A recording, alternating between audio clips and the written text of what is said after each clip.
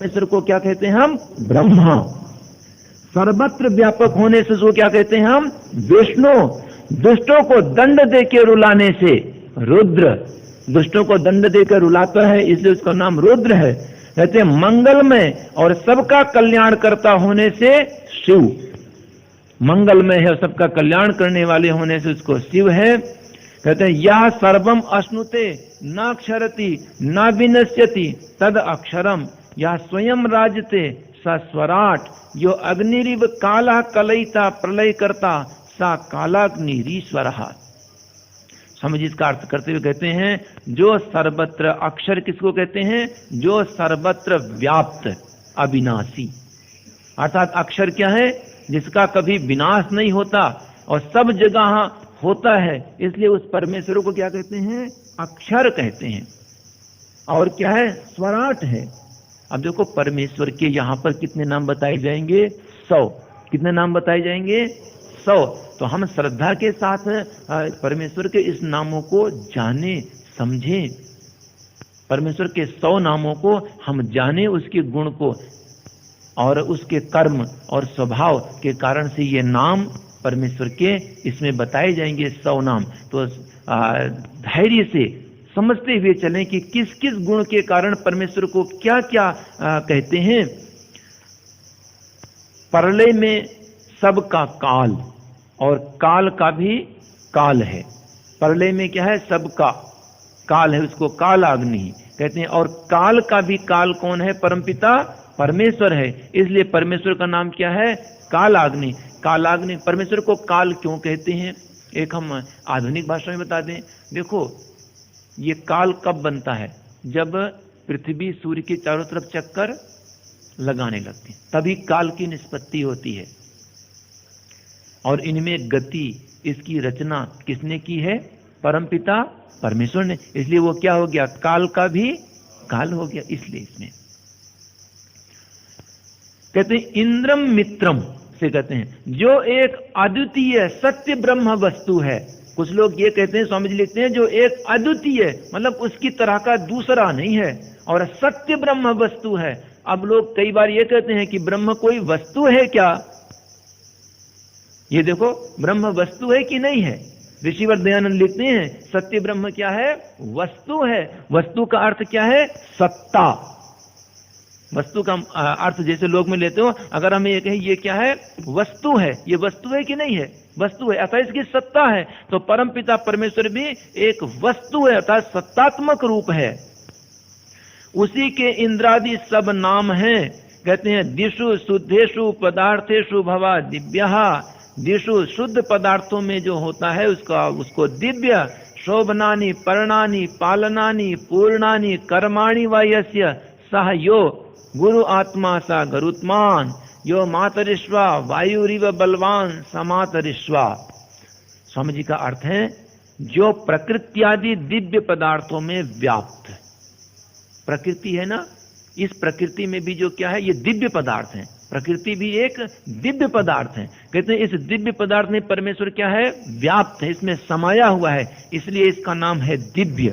कहते हैं सुपर्ण। सुपर्ण किसे कहेंगे? कहते हैं जिसके उत्तम पालन और पूर्ण कर्म है। परमेश्वर पालन कैसा करता है? बिल्कुल उत्तम करता है। ये सूरज और चंद्रमा और पृथ्वी और ये अंतरिक्ष इतना व्यवस्थित बनाए हैं, इसका उत्तम तरीके से पालन करता है। और इसके कर्म क्या हैं? पूर्ण कर्म है। कोई अपूर्ण कर्म परमेश्वर का नहीं होता, इसलिए इसको क्या कहते हैं? सुपर्ण कहते हैं परमेश्वर को। कहते हैं गरुत्मान, जिसका आत्मा अर्थात स्वरूप महान है, इसलिए उसको गरुत्मान कहते हैं। जो वायु के समान अनंत बलवान है, इसलिए परमात्मा के दिव्य, सुपर्ण, गरुत्मान और मातरिश्वय नाम है। जैसे वायु अत्यंत कहते हैं वायु के समान अनंत बलवान है, जैसे वायु के पास बड़ा भारी बल रहता है। देखो कितने हवाई जहाज भी कितने वजन के किस पर टिका होता है? वायु पर। पहियों में क्या भरी होती है? वायु। तो बल है कि वायु में नहीं है? वायु में बल है कितना ये। तो इसलिए उसको बलों में श्रेष्ठ कहा गया, नाम दिया गया उसको भी मारुति। हवा को भी कहते हैं मरुत, इस प्रकार का उसका। तो इसीलिए, और मातरिश्वा, तो वायु के समान जो बलवान है, इसलिए उसका नाम मातरिश्वा दिया परमपिता परमेश्वर का। अनंत बलवान है, अनंत विष्णु लगाया है ऋषिवर ने। कहते हैं शेष नामों का अर्थ आगे लिखेंगे। स्वामी जी कहते हैं भवंती भूतानि यस्याम स भूमि, कहते हैं जिसमें सब भूत प्राणी होते हैं, इसलिए ईश्वर का नाम क्या है? भूमि है। अब कोई ये कहे परमेश्वर को भूमि कैसे कह सकते हैं? ये जितने भी प्राणी हैं ये कहां होते हैं? जिसमें ये जो भूत हैं, पंचभूत हैं, पृथ्वी जल वायु अग्नि आकाश आदि, जितने ये प्राणी हैं ये कहां होते हैं? परमेश्वर के भीतर हैं, परमेश्वर के बाहर हैं? परमेश्वर के भीतर हैं, जिसमें सब भूत प्राणी होते हैं, इसलिए उस ईश्वर को क्या कहते हैं? भूमि कहते हैं। भूमि का अर्थ है भगवती, जिसमें सब होते हैं।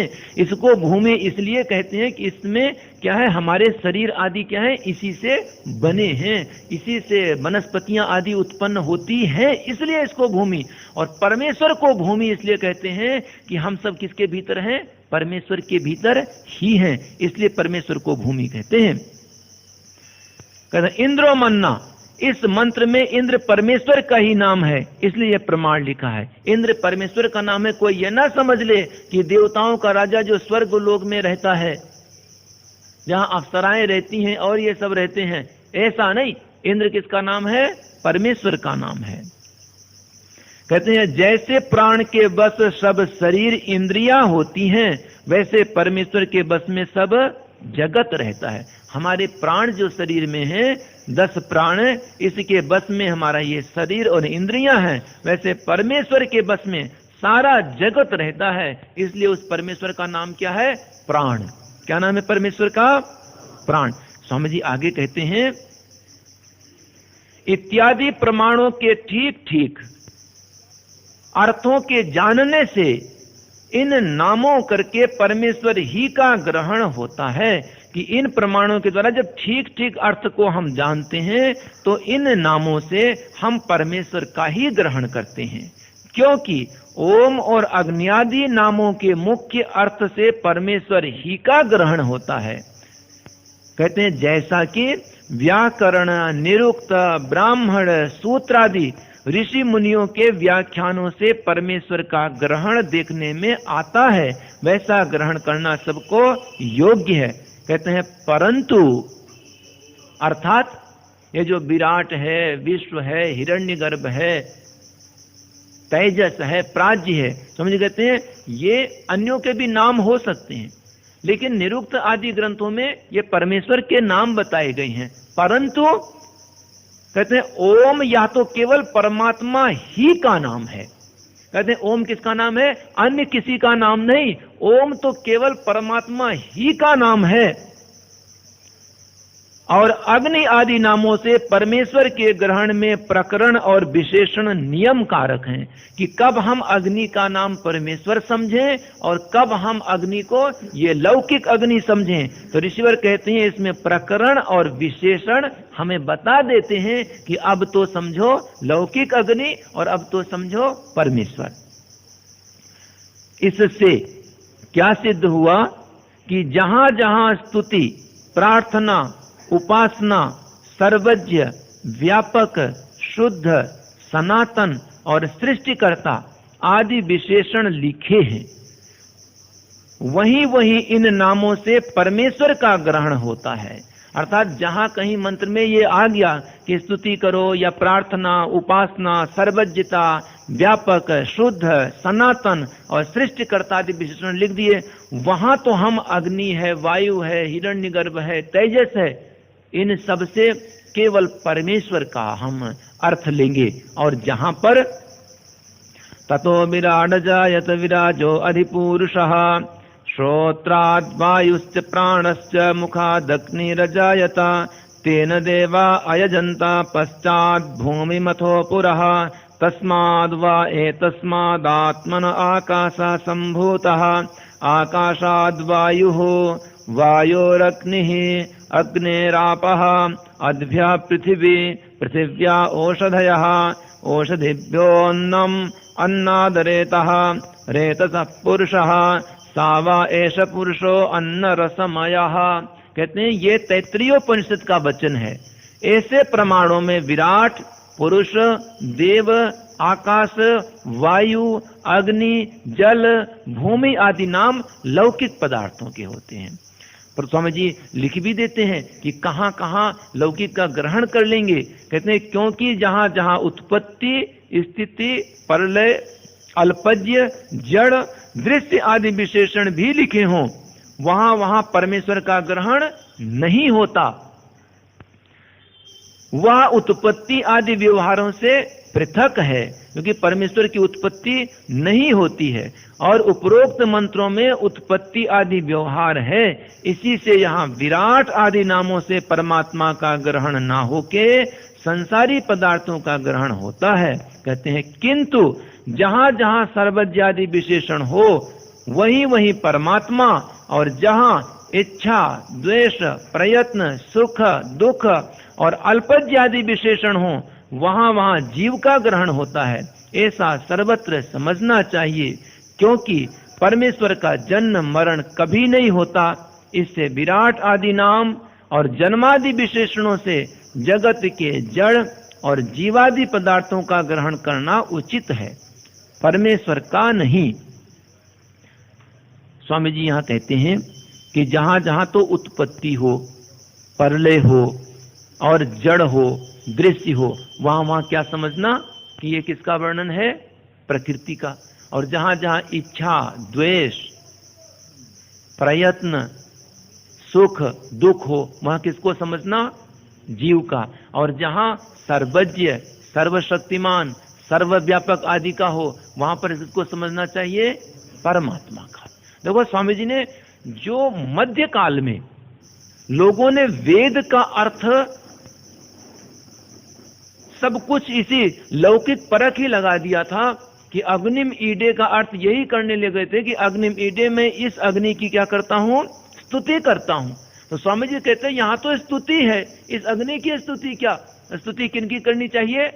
परमपिता परमेश्वर की स्तुति। अग्निम ईडे, अग्नि की स्तुति करता हूं। तो स्वामी जी लिखते हैं जहां स्तुति, प्रार्थना, उपासना आदि आए वहां पर किसको समझना? अग्नि किसका नाम है? परमेश्वर का नाम है। अब जिस प्रकार विराट आदि नामों से परमेश्वर का ग्रहण होता है वह प्रकार नीचे लिखे प्रमाणे जानो। अब स्वामी जी आगे बताएंगे कि विराट आदि नामों से परमेश्वर का ग्रहण कैसे होता है, वो प्रकार लिखते हैं। मैं थोड़ा सा बता दूं आप लोगों को, उसके बाद में फिर आगे उसको कराएं। कोई भी शब्द है, हम सब की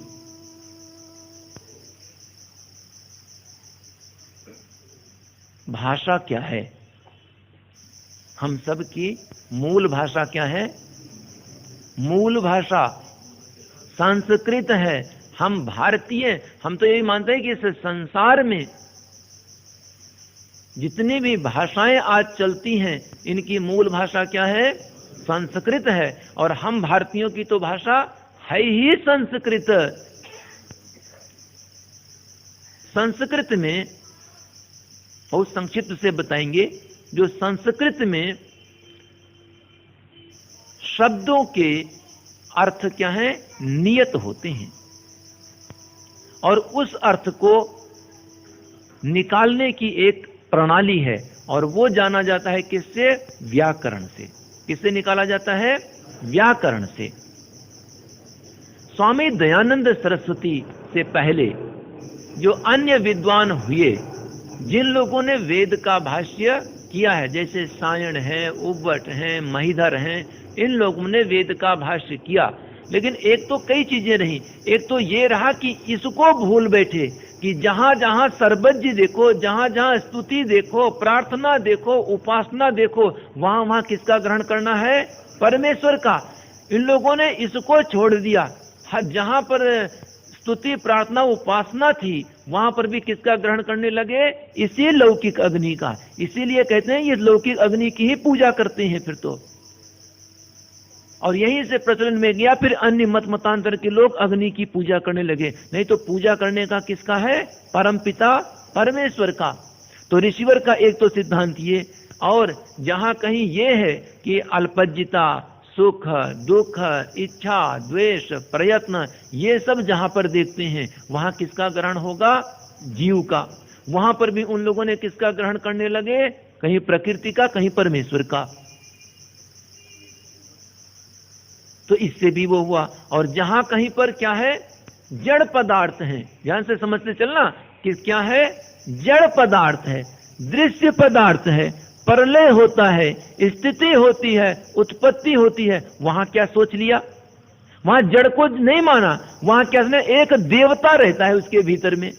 इसलिए क्या मान लिया कि जल के भीतर में भी क्या है? एक देवता है। अग्नि के भीतर में भी क्या है? एक देवता है। जहां तो देवता कहना चाहिए था वहां तो देवता कहा नहीं, और जहां देवता नहीं कहनी चाहिए थी वहां क्या कह दिया? देवता कह दिया। ये उल्टा अर्थ किया है। लेकिन अब आप सबको एक ये भी बताएं, अपने समस्त आर्ष ग्रंथ किसमें हैं? किसमें हैं? संस्कृत में। ऋषिवर दयानंद ने अपने ग्रंथों को किसमें लिखा? संस्कृत में भी और आर्य भाषा में भी। आर्य भाषा का अर्थ तो समझते होंगे ना? आर्य भाषा का अर्थ क्या? मैं कल भी कह रहा था कि हम हिंदुस्तान के नहीं, हम किसके हैं? आर्य, आर्यावर्त और आर्य भाषा। हम कहते हैं हम अपने गुण से गए, नाम से तो ना जाएं। ऋषिवर के हम नाम से तो ना जाएं। तो आर्य, आर्यावर्त, आर्य भाषा। ये जो आर्य भाषा में ऋषिवर दयानंद ने अपने लिखा, और वो इसलिए लिखा कि जिससे जो लोग संस्कृत नहीं पढ़े हैं वो भी समझ जाएं। लेकिन इतना अवश्य ध्यान रखो कि हम जो कोई बात कहेंगे या आप जब किसी को कोई बात कहेंगे, अगर आप संस्कृत के विद्वान नहीं हैं तो वो बात क्या रहेगी? उतना वजन तो समझते हैं ना, क्योंकि हमारे सब कुछ किसमें है? संस्कृत में है। ये ठीक है हिंदी में लिखा है जिस कारण से हम ग्रहण कर लेंगे, हम सत्य असत्य को क्या करेंगे? समझ जाएंगे, सत्य को ग्रहण कर लेंगे, असत्य को छोड़ देंगे। लेकिन एक अवश्य है कि अगर संस्कृत हमें आ जाए तो क्या होगा? सोने में सुगंध आ जाएगी। जो प्रणाली ऋषिवर अपना रहे हैं इसको निरुक्ति कहते हैं। बताएंगे कि कैसे हमने विराट से ईश्वर का अर्थ ग्रहण किया है।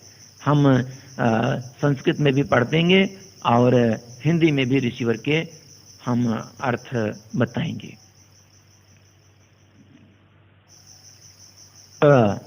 ओंकारार्थः, अब ओंकार का अर्थ करते हैं। वी उपसर्ग पूर्वक, कुछ उपसर्ग हैं जिससे अर्थ बदल जाता है। जैसे एक उदाहरण सुना दूंगा मैं। जैसे कहते हैं संस्कृत में है गच्छति। क्या है? गच्छति का अर्थ है जाना, और उसमें एक आ लगा दिया। क्या कह दिया? आगच्छति। इसका अर्थ है आना। तो इनको जो आ है इसको उपसर्ग कहते हैं। तो स्वामी जी कहते हैं कि वी उपसर्ग पूर्वक राज्य धातु दीप्तो, इस धातु से क्विप प्रत्यय करने से विराट शब्द सिद्ध होता है। कहते हैं यो विविधम नाम चराचरम जगत राजयति प्रकाशयति सा विराट। आर्य भाषा में अर्थ है विविध, अर्थात जो बहु प्रकार के जगत को प्रकाशित करे, इससे विराट नाम से परमेश्वर का ग्रहण होता है। इस जगत को परमेश्वर क्या करता है?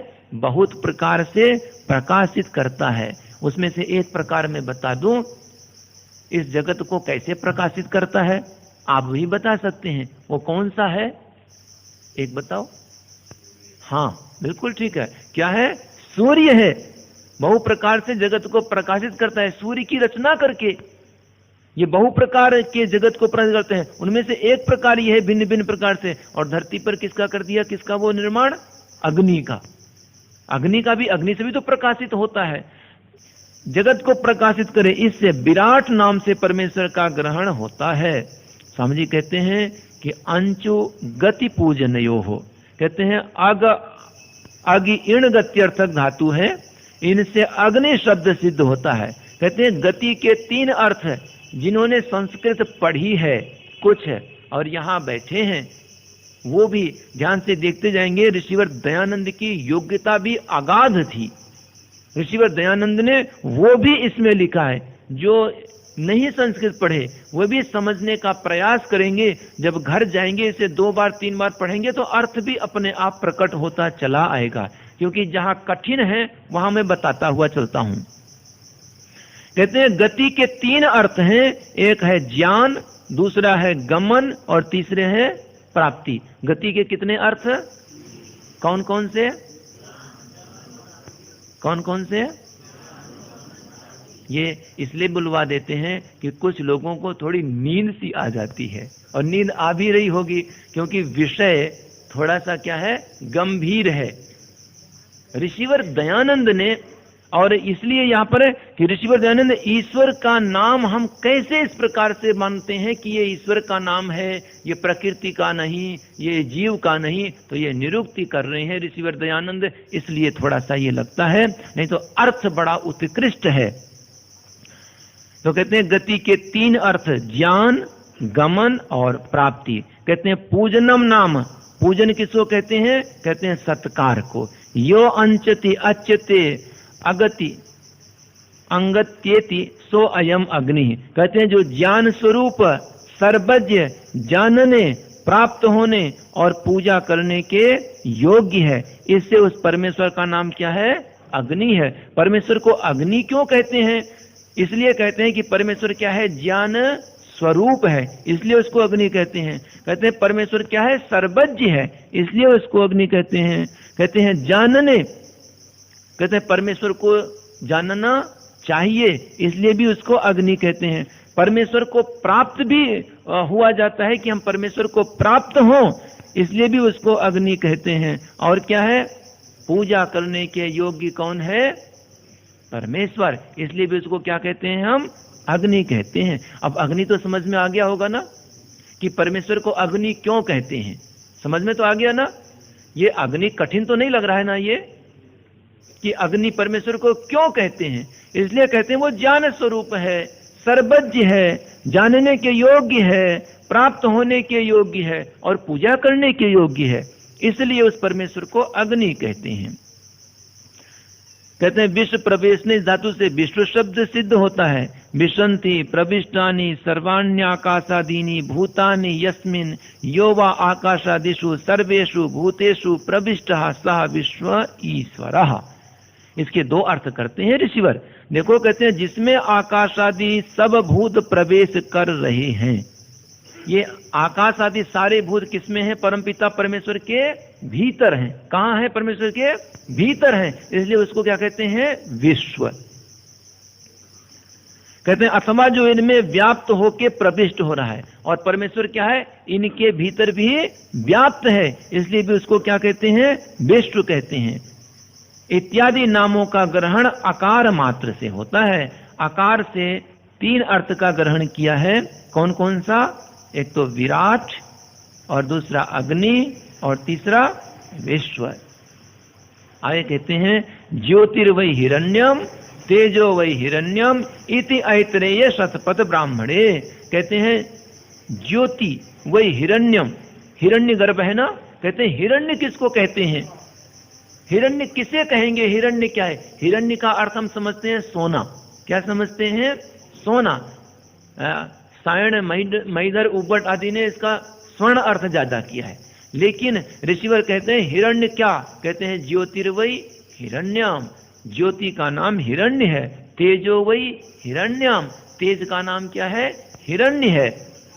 कहते हैं यो हिरण्यानाम सूर्यादीनाम तेजसाम गर्भः उत्पत्ति निमित्तम अधिकरणम सा हिरण्य गर्भः। जिसमें सूर्यादि तेज वाले लोग उत्पन्न होके जिसके आधार रहते हैं। सूर्यादि वाले तेज के लोग कहाँ रहते हैं? परमेश्वर के भीतर की परमेश्वर से बाहर। तो हिरण्य उसके गर्भ में हो गया कि नहीं? समझ में आ गया ना? हिरण्य किसको कह दिया गया? तेज वाले पदार्थ। तो तेज पदार्थ जिसके गर्भ के भीतर रहे, इसलिए परमेश्वर का नाम क्या कर दिया? हिरण्य गर्भ।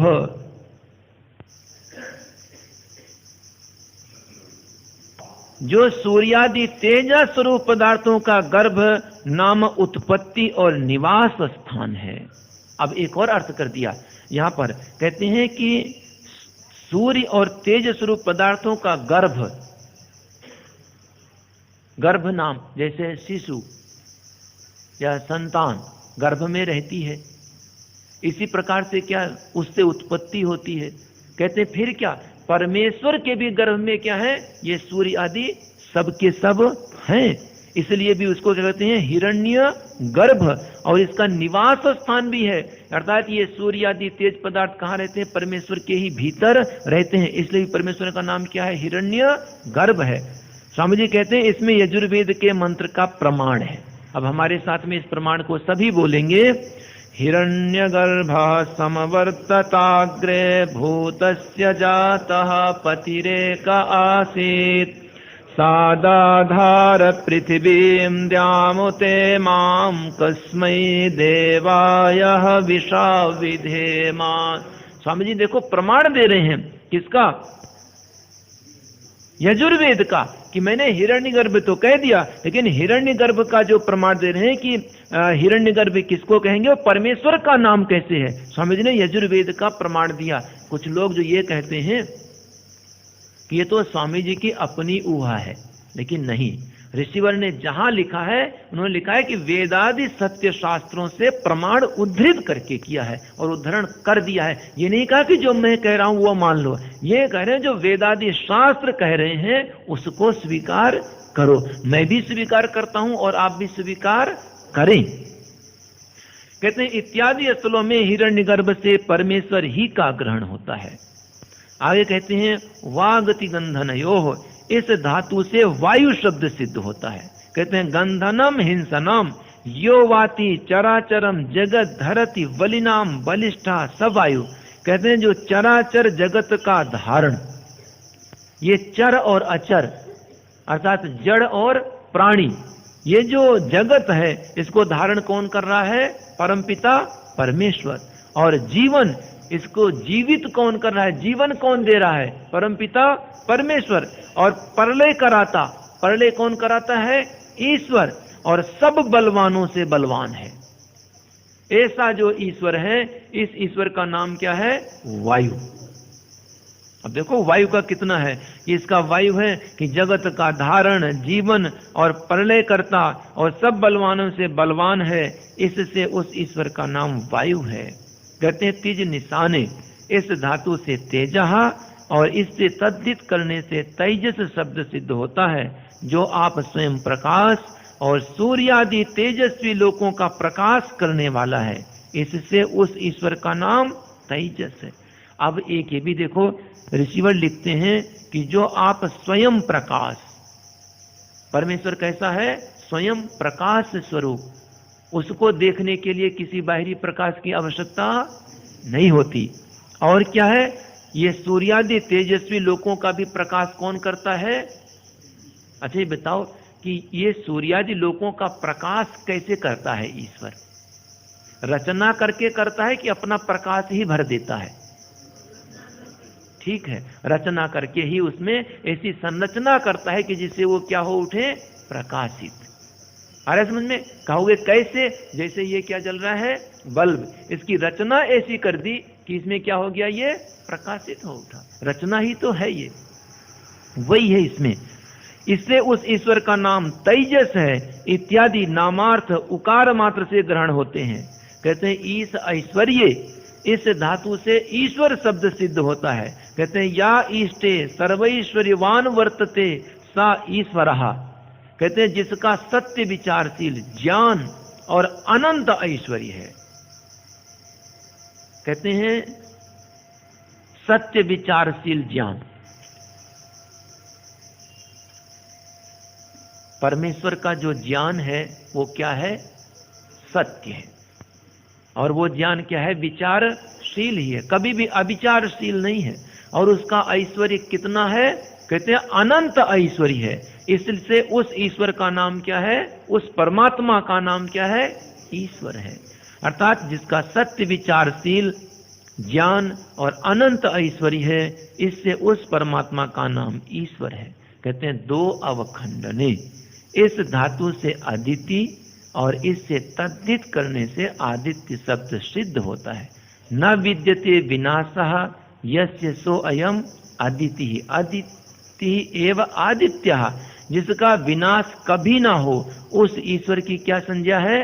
आदित्य संज्ञा है। इसमें देखो ऋषिवर ने यहाँ जो लिखा ये ईश्वर के नामों का, ये भी देखते रहो, बता देते हैं इसका तात्पर्य। ईश्वर के नामों का ऋषि दयानंद ने सत्यार्थ प्रकाश के प्रारंभ में ही लिखा। क्यों? उसका एक कारण यह है कि इन नामों से जो पौराणिक लोग हैं भिन्न भिन्न अर्थ ग्रहण करते थे। जैसे अदिति लिखा है, अदिति किसको कहते हैं?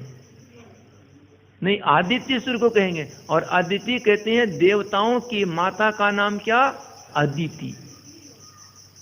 अदिति, तो उन्होंने तो सारे देवताओं को उत्पन्न किससे कर दिया है? अदिति से। अदिति को देवताओं की माता बना दिया, उसका एक स्वरूप कर दिया, आकृति कर दिया। लेकिन अदिति है किसका नाम? परमपिता परमेश्वर का नाम। क्यों है? इसलिए है कि उसका कभी विनाश नहीं होता। देखो ऋषिवर ने जो पौराणिक ग्रंथों में ईश्वर के ही नामों से लेकर के जो पाखंड किया था, ईश्वर के नामों को ही लेकर के जो एक असत्य अंधकार फैलाया था, इसलिए ऋषिवर ने यहाँ ईश्वर के इन नामों की व्याख्या यहाँ कर दी जिससे लोग समझ सकें ये सब किसी ये देवताओं की कोई माता नहीं है।